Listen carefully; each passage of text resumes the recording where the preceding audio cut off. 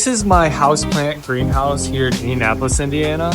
I actually converted it into a store. I wanted to go over a few things that I have here. I'm starting with our 900-gallon pond. This thing is held together by cinder blocks. It has a liner in the middle. All the cinder blocks are held together with landscape adhesive because I didn't know how to use mortar, so that's what I thought I would do.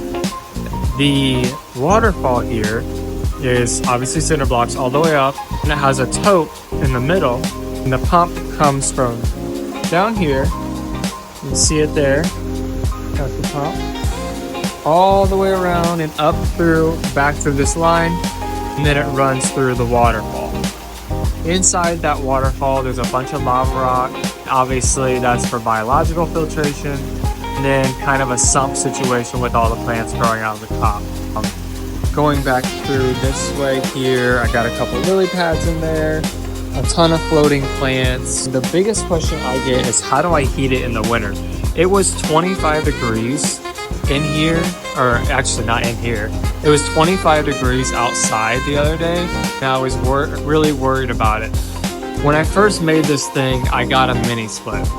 This is the mini split here. It's a CH. It's rated for 2,000 square foot home. This is about 500 square foot greenhouse. It still couldn't keep up. I have now wrapped all the edges in clear. It's kind of like painter's tarp, way thicker, all the way around. I still need to do this side. I went ahead and went on the bottom and insulated all that with foam board. So I cut every bit of it for that. And then the far bottom down there is spray foam. That's how I'm keeping the cold air out, or trying to. The big thing that I got is this kerosene heater. It only runs for 8 to 12 hours. It's doing pretty good. It gets this greenhouse to around 70 on the colder days. It's working for us so far. We're gonna see. We haven't had a ton of cold weather, and I insulated everything, so I'm gonna find out how it is, how it's gonna work out here.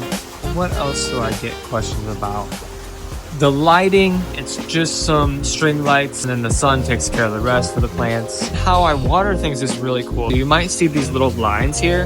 This is a fish store. We take all the water from the fish store, send it out to these barrels out through here, and then through there it gets pumped. There's a little pump back here by the wires, which probably isn't the smartest thing.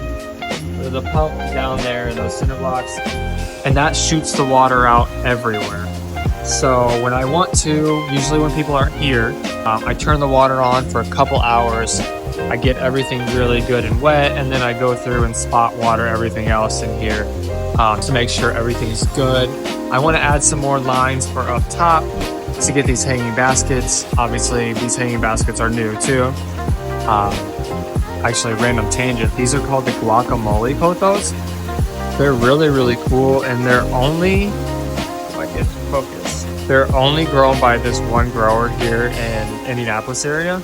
So we bought a ton of them. I absolutely love them. But I want to get some for, another question I always get is, does it smell? Because we spray fish poop water all over it. And no, it doesn't smell like anything because I'm not literally spraying fish poop. It's just the water, dirtier water. There's no actually particles in the water like being sprayed out, so it's nothing we really have to worry about. And also I never spray it when people are in here because I don't want customers to get wet when we're doing this stuff.